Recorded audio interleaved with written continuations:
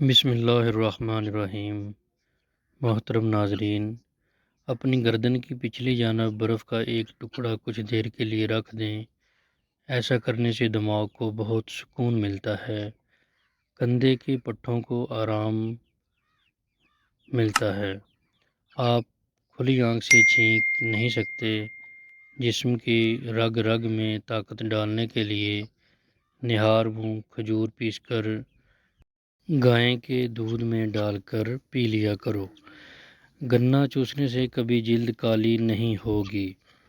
اگر آپ چاہتے ہیں کہ مچھر آپ کے پاس نہ آئیں تو تھوڑی سی جسم پر وکس لگائیں۔ کمرے میں نمکین پانی بھر کر رکھ دینے سے مچھر نہیں آتے۔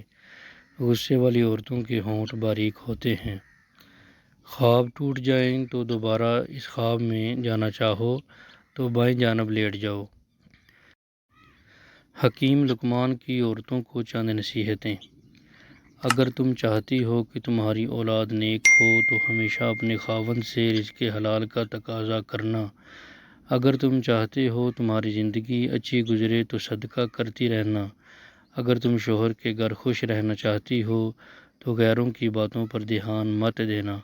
اگر تم چاہتی ہو کہ شوہر ہمیشہ تجھ سے محبت کرے تو ہمیشہ صاف ستھری رہنا۔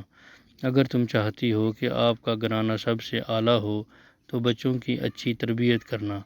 پھٹی جرابیں پہننے سے قد بڑھنا رک جاتا ہے۔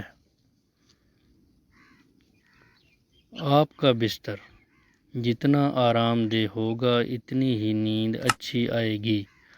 عورت جتنا چپ رہے گی اتنی عقل مند سمجھی جائے گی اور مرد جتنا بولے اتنا عقل مند سمجھا جاتا ہے۔